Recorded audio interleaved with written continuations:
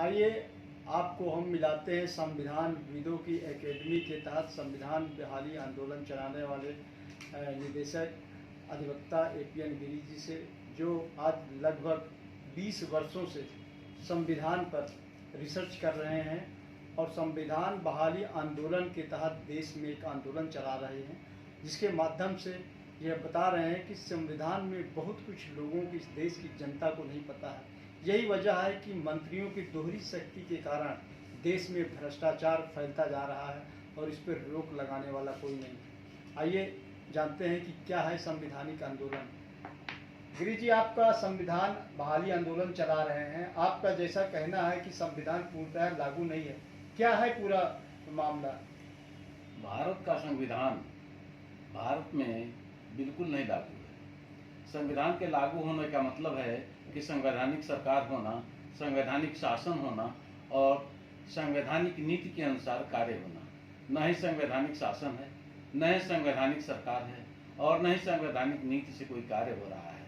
संविधान के पालन का जहाँ तक प्रश्न है, उसका कोई पालन नहीं हो रहा है। इसीलिए भारत के लोगों के मूलभूत अधिकारों का भी हनन होता है और अदालतों में चुनौती देने की बजाय और कुछ पाने की बजाय वहाँ भीख मांगनी पड़ती है कि साहब ये मूलभूत अधिकार हमारे हैं, हमको मिलना चाहिए। तो भीख मांग करके संविधान में या विधि के अंतर्गत लोग अपना काम चलाते हैं। और चूंकि संवैधानिक सरकार नहीं है, संवैधानिकता नहीं है और संविधान के अनुसार शासन नहीं है, इसीलिए हर अदालत में पेंडेंसी है, चाहे वह दीवानी अदालत हो, चाहे वह फौजदारी अदालत हो, चाहे वह हाई कोर्ट हो, चाहे वह सुप्रीम कोर्ट हो, चाहे वह कलेक्ट्रेट रेवेन्यू कोर्ट हो और चाहे वह थाना हो, चाहे वह विकास प्राधिकरण हो और चाहे वह नगर महापालिकाएं हों, चाहे कोई भी ऐसी संस्था जो है वह कार्य करती हो, वह सभी संविधान के परिप्रेक्ष्य में न हो करके राजनीतिक दलों के परिप्रेक्ष्य में कार्य करती है। क्या है ये मंत्रियों की दोहरी शक्ति, क्या है कि कैसे इसके तहत भ्रष्टाचार हो रहा है, वास्तव में होना क्या चाहिए? ऐसा है कि कोई भी व्यक्ति कोई भी दो प्रकार की शक्ति का प्रयोग नहीं कर सकता है। जैसे जज, वकील भी हो और जज भी हो, ऐसा नहीं हो सकता है। एक जज अपने ही मुकदमे में फैसला करे, ऐसा नहीं हो सकता है। एक थाना अपने ही जो है न्याय करके और अपने ही छोड़ दे और अपने ही उसमें अभियोजन और सरकार दोनों बन जाए, ऐसा संभव नहीं है। यही कारण है कि शक्ति पृथक्करण के सिद्धांत को अपनाया गया है। उच्चतम न्यायालय, उच्च न्यायालय और दीवानी न्यायालय, फौजदारी न्यायालय भी इस तरह को अवश्य मानती है कि भारत में शक्तियों में पृथक्करण है। भारत में शक्तियों में पृथक्करण की व्यवस्था को बनाए रखने के लिए संस्थाएं कार्यरत हैं और कार्यरत रहेंगी। लेकिन भारत सरकार संसदीय शासन पर प्रणाली पर आधारित है और इस प्रणाली के अंतर्गत संसदीय शासन है और कार्यपालिका और विधायिका में फ्यूजन है। तो वहाँ सेपरेशन नहीं है। फ्यूजन होने से मंत्रियों को दोहरी शक्ति मिल जाती है। एक मंत्री कार्यपालिका में कार्य करने की हैसियत से मंत्री का पद और दूसरे सांसद होने से सांसद का पद, दोनों मिल जाता है। वे कानून बनाते भी हैं और कानून को लागू करने के लिए उसका अधिकार प्राप्त होता है। तो वह दोनों कार्य करते हैं, कानून बनाते भी हैं, कानून लागू भी करते हैं। जबकि शक्ति पृथक्करण के अनुसार कार्यपालिका को अर्थात मंत्रियों को कानून बनाने का अधिकार नहीं है, कानून को लागू करने का अधिकार है। कानून लागू करने के लिए मंत्री हैं, लेकिन कानून बनाने के लिए मंत्री नहीं हैं। वहाँ शक्तियों का पृथक्करण नहीं है। साफ साफ सब व्यक्ति यही जानता है कि हमारे यहाँ संसदीय शासन प्रणाली में फ्यूजन है और फ्यूजन संविधान में प्रोवाइडेड है, जबकि यह संविधान में बिल्कुल कहीं किसी भी उपबंध में प्रोवाइडेड नहीं है। और हमारे यहाँ फर्जी संसदीय शासन प्रणाली की व्यवस्था बनाई गई है और भारत सरकार के, गणतंत्रात्मक सरकार के अधिकारों को जो संविधान में प्रदत्त हैं, उनको संसदीय शासन प्रणाली से प्रधानमंत्री और मंत्री अपने कब्जे में कर करके और कानून बना करके कानून लागू भी करते हैं। और अब तो यह कहते हैं कि हमको वोट दीजिए, हम कानून बनाएंगे, कानून लागू भी करेंगे और न्याय भी करेंगे। जहाँ तक न्याय का प्रश्न है, यह तो खुला उदाहरण हो गया है पूर्व मुख्य न्यायाधिपति रंजन गोगोई से, जो उच्चतम न्यायालय के मुख्य न्यायाधिपति होने के बावजूद भी राज्यसभा के सांसद बनने में बहुत इंटरेस्टेड हुए और उन्होंने न्यायपालिका को डुबो दिया। उन्होंने शक्ति पृथक्करण के सिद्धांतों को नहीं रखा, बल्कि अपने रिलेशंस, अपने संबंधों को रखा, जिसकी वजह से इस समय न्यायिक व्यवस्था पर लोगों का विश्वास उठ गया है। तो कहने का मतलब यह है कि अगर कार्यपालिका और विधायिका दोनों शक्तियों का प्रयोग मंत्रीगण करेंगे तो भारत में अपराधीकरण होगा। और अपराधीकरण का कारण इसीलिए बढ़ा है, हर चीज में, चाहे वह गुंडागर्दी हो, चाहे वह वसूली हो, चाहे वह भ्रष्टाचार हो, चाहे वह बलात्कार हो, चाहे वह किसी प्रकार का अपराध हो, वह मंत्रियों के कारण होता है। भारत में अपराधीकरण का मूल कारण मंत्रीगण हैं, चाहे वह केंद्र के हों, चाहे राज्यों के हों। देश में या किसी भी प्रदेश में किसी भी व्यक्ति को मंत्री बना दिया जाता है और उसके बाद ये कहा जाता है कि 6 महीने बाद कहीं से भी इनको 6 महीने के अंदर सदस्यता दिला दी। क्या यह प्रक्रिया वास्तव में संवैधानिक है या कुछ अलग है? यह प्रक्रिया वास्तव में एक तरह से कहा जाए तो फर्जी है। कोई भी व्यक्ति किसी भी योग्यता को न रखते हुए कोई पद पा जाए, ऐसा तो संविधान में कहीं लिखा ही नहीं है। तो यह कैसे लिखा हो सकता है कि एक मंत्री बिना किसी योग्यता के 6 माह के लिए बन जाएगा मंत्री और 6 माह बाद वह जो है वह संसद की सदस्यता लेगा? तो क्या ऐसी परिस्थितियों में अमेरिका का राष्ट्रपति बहुमत को लेकर के भारत में भी प्रधानमंत्री नहीं बन सकता है और सरकार नहीं बना सकता है? उसको कहाँ रोक है कि वह लोग कहें कि वह अमेरिका का राष्ट्रपति और भारत में कैसे सरकार बना लेगा? वह कैसे सिद्ध होगा कि वह विदेशी है?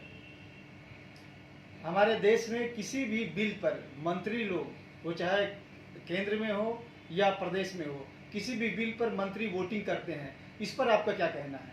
क्या ये जायज है? वह नाजायज है।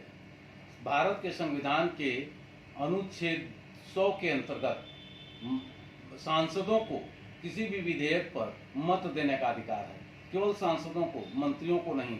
यह भ्रम है लोगों का और मंत्रियों का और जजों का और राष्ट्रपति का और उपराष्ट्रपति का और आईएएस के अधिकारियों का कि मंत्री सांसद हैं, इसलिए मंत्री भी अनुच्छेद 100 के अंतर्गत आते हैं और अनुच्छेद 100 के अंतर्गत वोट देने का उनको अधिकार है। मंत्री पद है और सांसद पद है, दोनों में अंतर है। उसी तरह का अंतर है जैसे जैसे राष्ट्रपति है और प्रधानमंत्री है।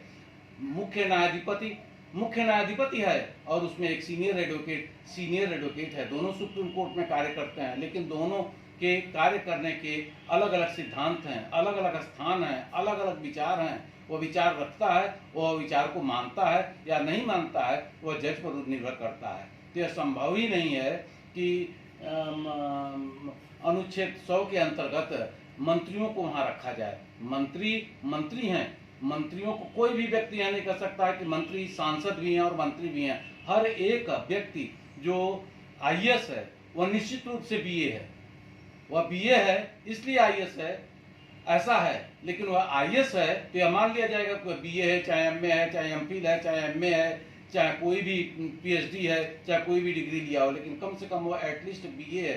बीए होने के नाते वह आईएएस की परीक्षा पास किया है। उसी तरह से एक सांसद होने के नाते या एक विधायक होने के नाते एक मंत्री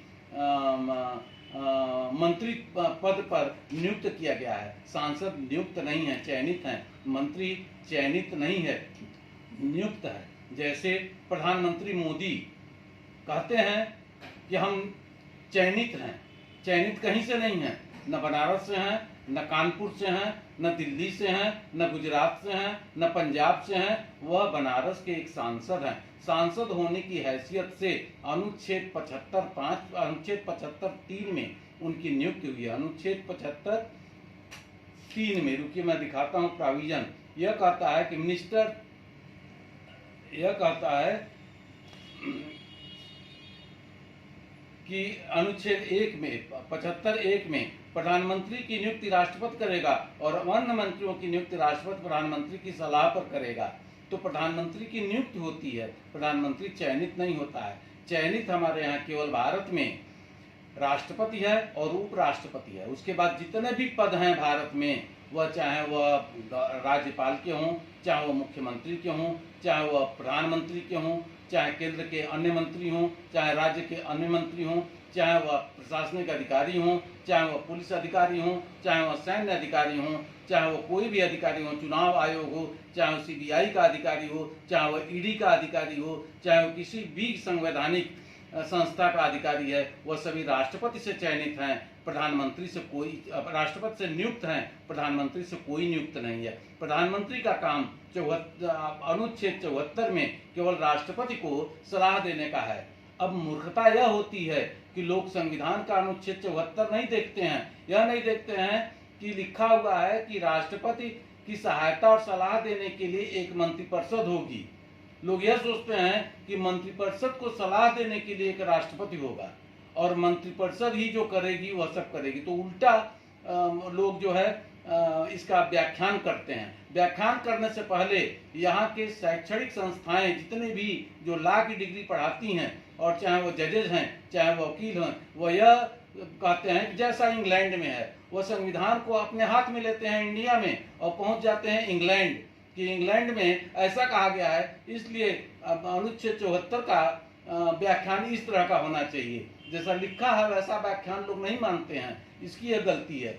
और यह ऐसा क्यों है? ऐसा इसलिए है कि राजनीतिक दल पावरफुल हैं, वह माफिया हैं, वह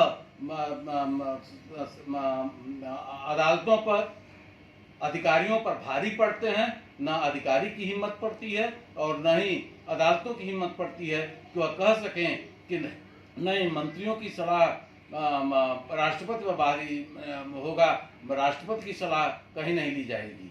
तो मंत्रियों, अब यह कहना कि एक राष्ट्रपति को सहायता और सलाह देने के लिए एक मंत्रिपरिषद होगी, इसका मतलब यह नहीं होगा कि मंत्रिपरिषद ही सरकार होगी। इसका कदापि मतलब नहीं है, क्योंकि मंत्रिपरिषद जो है वह चयनित नहीं है, नियुक्त है। कहता है अनुच्छेद 75(5) कि प्रधानमंत्री की नियुक्ति राष्ट्रपति करेगा। तो वह अगर नियुक्ति करेगा प्रधानमंत्री की, तो प्रधानमंत्री सरकार कैसे बन जाएगा? और लोकतंत्र है, कहते हैं कि लोकतंत्र है। लोकतंत्र में नियुक्त व्यक्ति सरकार बनावे, ऐसा तो कहीं संभव ही नहीं है, ऐसा तो कोई प्रश्न ही नहीं है। न ही यह जूरिस्प्रूडेंस के अंतर्गत है, न ही यह विधि शास्त्र के अंतर्गत है, और न ही राजनीतिक शास्त्र के अंतर्गत यह सही है। और राजनीतिक दल कभी सरकार नहीं बनाते हैं, यह भारत में ही ऐसा है। और इंग्लैंड में होता रहा होगा या होता है तो इंग्लैंड में बिल ऑफ राइट्स होता है। हमारे यहाँ जो भी कार्य होता है वह भारत के संविधान के अनुसार होता है। वह भारत का संविधान यह कहता है कि राष्ट्रपति जो है प्रधानमंत्री को नियुक्त करेगा और अन्य मंत्रियों को नियुक्त करेगा। अब यह दिगर की चीज है कि यह कहता है कि प्रधानमंत्री की अन्य मंत्रियों की नियुक्ति जब करेगा राष्ट्रपति, तो प्रधानमंत्री की सलाह लेगा।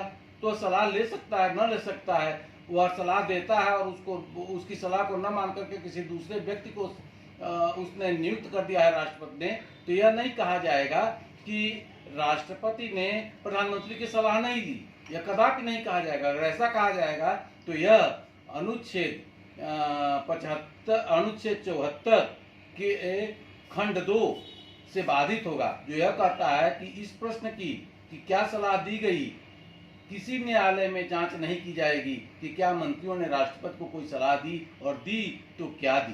तो यह इससे बाध्य करता है।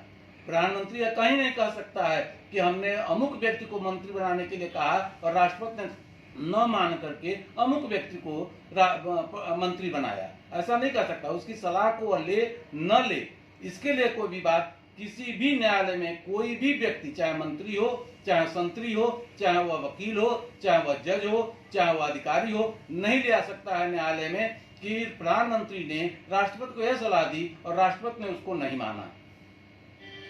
तो ये थे सुप्रीम कोर्ट और हाई कोर्ट प्रयागराज के अधिवक्ता और संविधान बहाली आंदोलन के निदेशक APN गिरी जी।